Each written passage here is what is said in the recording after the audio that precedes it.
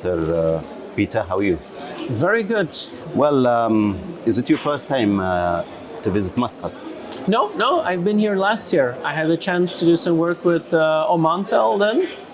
But then Dr. Galip asked me to come for the conference, and I'm very glad I did. It's a wonderful conference. And any change you feel from the last year and today?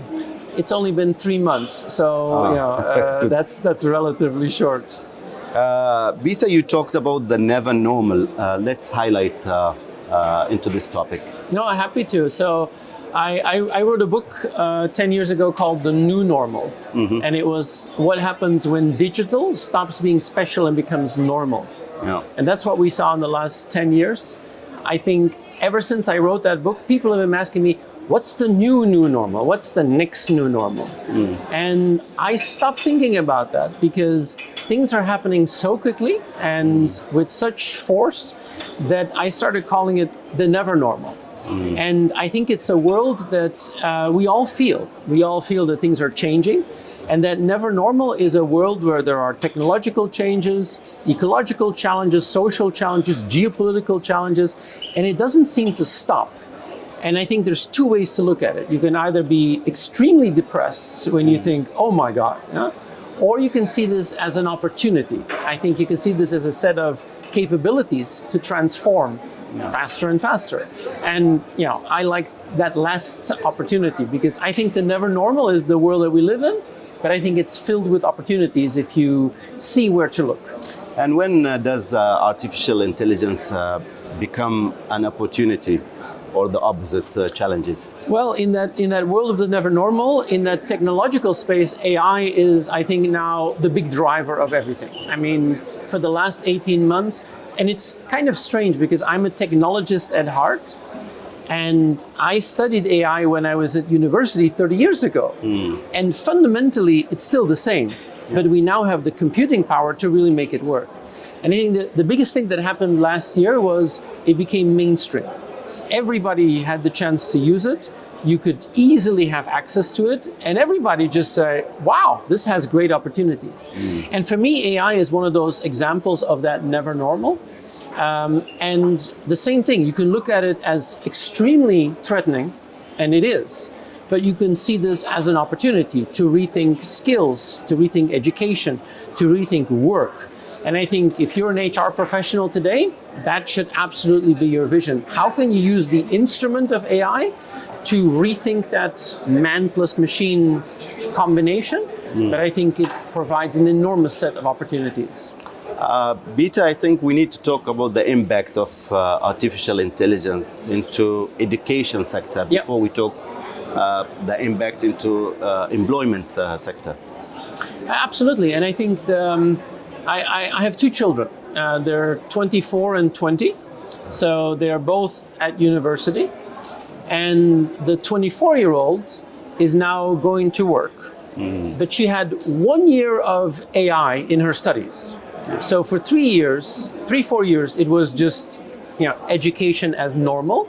And then all of a sudden, AI comes into the picture. Mm. And I already see the difference between our youngest, who's now 20, who's going to have AI in his entire university career.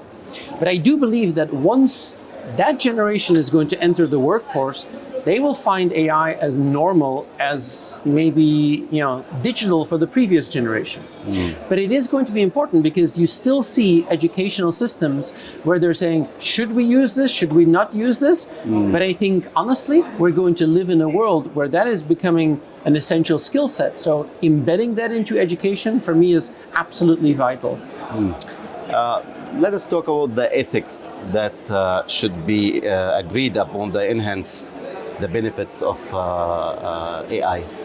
Well, I think you have a really interesting dilemma there because the opportunities are huge, but also the complexities and dangers are very real as well. It's a black box. It has bias. You have to govern that.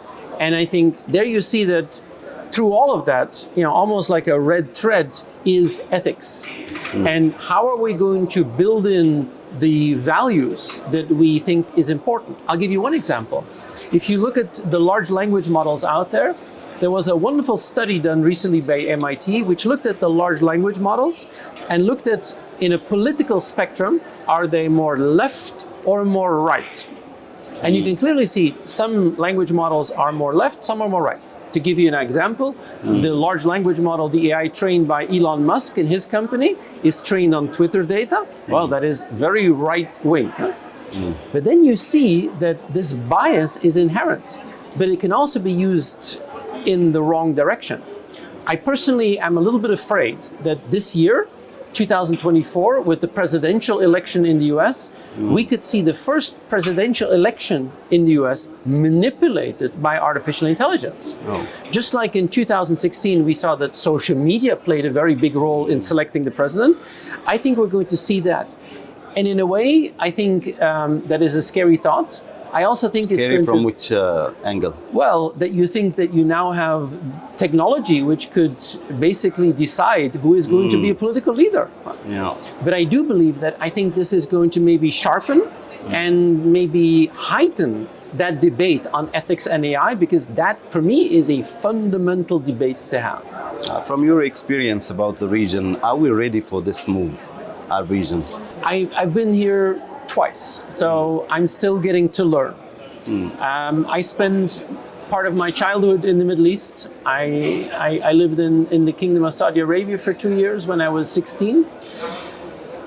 If I see the progress and if I see the potential, I think we have an amazing opportunity to leverage that.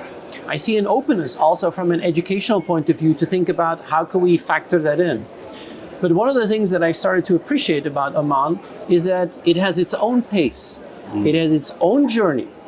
And I think it's a very wise choice that you're not going to let outside factors dictate your rate of change.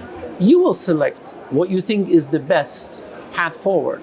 And I think the potential and the opportunities are absolutely vast.